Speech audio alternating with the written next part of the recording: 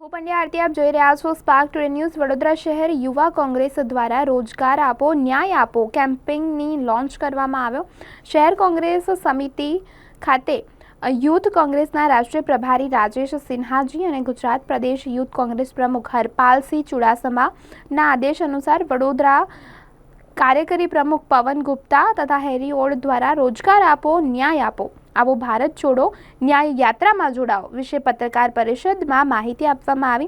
ભારત છોડો ન્યાય યાત્રામાં દેશના લોકોની સમસ્યાને ઉજાગર કરવામાં આવશે, જેમાં મહિલા ખેડૂતો મજૂરોની દેશમાં હાલત ખરાબ છે અને ખૂબ જ પરેશાન છે। જે અન્યાય થયો છે તે ન્યાય માંગવા માટેની આ ન્યાય યાત્રા છે। દેશમાં અને ગુજરાતમાં બેરોજગારી સૌથી મોટી સમસ્યા છે, તેના લીધે યુવાનો આત્મહત્યા કરી રહ્યા છે। દેશમાં બેરોજગારી વધવાનું મુખ્ય કારણ ભાજપની ખોટી નીતિ રહી છે, ત્યારે આવનારા સમયમાં વડોદરા શહેરના યુવા કોંગ્રેસ દ્વારા રોજગાર આપો ન્યાય આપોનું અભિયાન સમગ્ર ગુજરાતમાં ચલાવવામાં આવશે તે વિશેની માહિતી પત્રકાર પરિષદમાં આપવામાં આવી। 2014 પછી જ્યારે ભાજપ સરકાર ગુજરાતના શાસનમાં અને દેશના શાસનમાં આવી, ગુજરાતમાં તો છેલ્લા 30 વર્ષથી છે, બહુ મોટી મોટી વાતો કરી।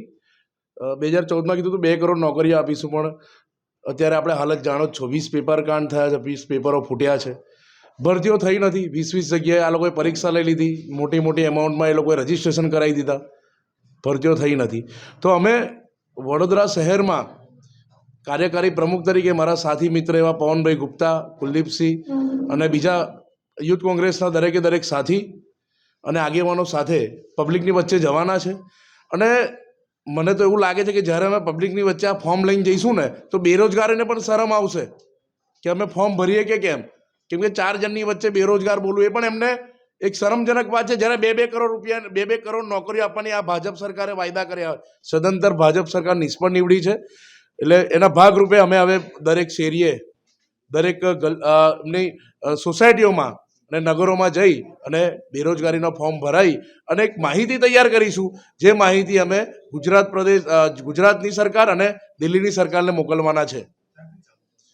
આજે અમે આનું લોન્ચિંગ કર્યું છે, એટલે આજે 7 વાગ્યા પછી પણ અમે શરૂઆત કરવાના છે અને સદંતર એ ચાલુ રહેશે। અમારા રાષ્ટ્રીય નેતા અને યુથ આઇકોન એવા શ્રી રાહુલ ગાંધીજીએ પાછલી 14 જાન્યુઆરીએ મણિપુરથી મુંબઈ તકની જે ભારત જોડો ન્યાય યાત્રા શરૂ કરી, એ ન્યાય યાત્રાના અનુસંધાનમાં ગુજરાત યુવક કોંગ્રેસ દ્વારા રોજગાર આપો ન્યાય યાત્રાની શરૂઆત કરવામાં આવવાની છે, જેના અનુસંધાને આજે પત્રકાર પરિષદ રાખવામાં આવ્યું હતું।